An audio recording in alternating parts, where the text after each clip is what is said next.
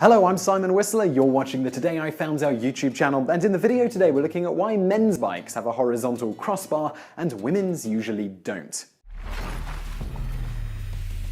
It would seem that having a slanted crossbar, like on women's bikes, would make much more sense for males' bikes, decreasing the chance of racking the guy if he does something like slip off the pedals. However, there is a really good reason to have a horizontal crossbar on a bike, namely the horizontal crossbar ends up adding quite a bit of strength to the frame of the bike. This was particularly important in some of the early bikes, which were often made of significantly weaker materials than modern-day frames, occasionally even being made of wood.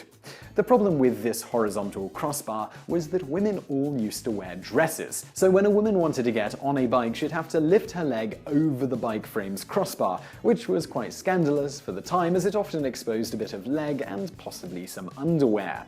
Thus, bike makers began making bike models just for women that slanted the top crossbar down so the women could mount and dismount the bikes without lifting their legs very high. Modifying the crossbar like that significantly weakened the frames of the bicycles, but this was considered acceptable as it wasn't very ladylike for women to ride their bikes as roughly as some men did.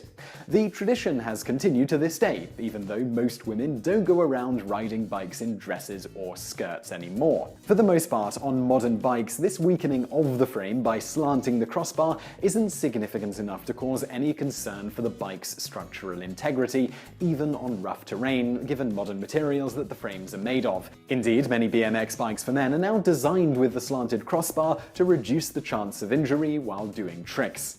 Among high-end bikes made for women, this tradition of not having a horizontal crossbar is starting to go away, even though the added strength from a horizontal crossbar isn't typically necessary anymore, particularly with carbon fiber frames. That said, in extremely high-end bikes where every gram counts, this can be a factor in eliminating some material. On these high-end bikes, the difference between men's and women's bikes now tends to be reflected in the design by accounting for the shorter torsos and arms on most women. It also accounts for modified hip placement, modified seat design, and things of this nature. So I really hope you found that video interesting. If you did, please do hit that thumbs up button below, and don't forget to subscribe if you haven't already for brand new videos just like this 7 days a week. Also over there on the right, a couple of other videos you might enjoy if you enjoyed this one, and thank you for watching.